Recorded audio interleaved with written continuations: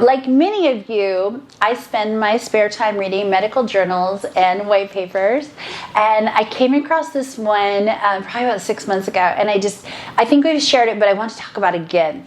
And it's insulin for facial scarring. Well, really anywhere, but faces are what we generally care about more.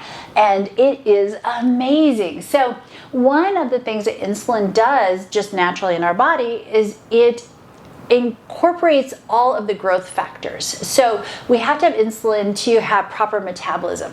So when we apply it to the skin and we microneedle it in, we get it in there some way, it brings all this growth factor.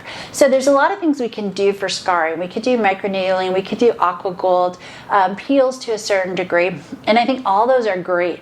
And then when we throw insulin microneedling into the mix, it is absolutely amazing. It is the final kind of cherry on your skin, just making everything smooth and glossy. If you have old acne scars, if you have any kind of scarring that just bothers you, come in and see us. I would be so happy to do a consultation with you, look at your skin, and help it to get as healthy as it can be.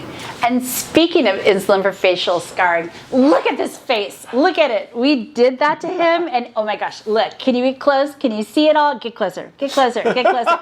It is amazing. He had so much acne scarring for being Accutane, so much Accutane as a teenager, and we just went in there with that insulin and the microneedle and made it perfect.